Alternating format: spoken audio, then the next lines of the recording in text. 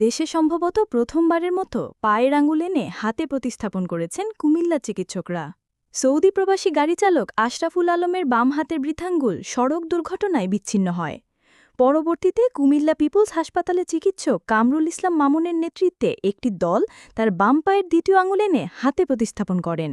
প্রথম কথা হলো যে অঙ্গ প্রতিস্থাপনের হাতের ক্ষেত্রে আমরা দুইটা আঙ্গুলকে প্রায়োরিটি দিই। একটা হলো যে আমাদের তর্জনী বাংলা যেটা বলি, আর আমরা যেটা মেডিকেল টার্মে বলি ইন্ডেক্স ফিঙ্গার অ্যান্ড থাম, বৃদ্ধাঙ্গুল।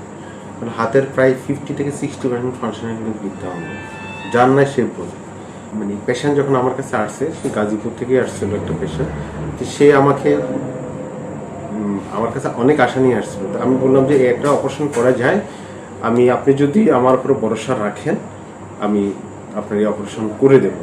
তবে সেক্ষেত্রে আমার 50% সম্ভাবনা, 50% চান্স নিয়ে আমি কাজ করবো। এবং আমার কথা আশ্বস্ত হয়ে আমি অপারেশন করেছি। আমি 100% সফল হয়েছি। এবং এই অপারেশনগুলো করলে আমাদের নর্মাল যে থাম ফাংশনটা মোটামুটি আশা করি 80 থেকে 90% ব্যাক করবে। 7 ঘণ্টার জটিল অস্ত্রোপচারে সাফল্য পান চিকিৎসকরা।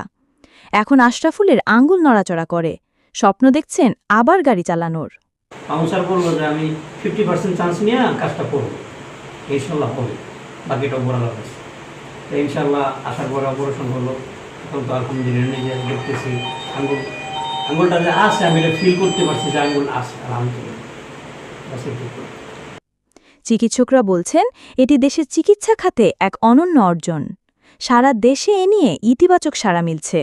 এটা কুমিল্লার সহ সারা বাংলাদেশের চিকিৎসা খাতে একটা বিশাল অবদান রাখবে বলে আমি বিশ্বাস করি। যারা অঙ্গহানি হয় বা আঙ্গুলহানি হয়, এটা অহরহ হয়।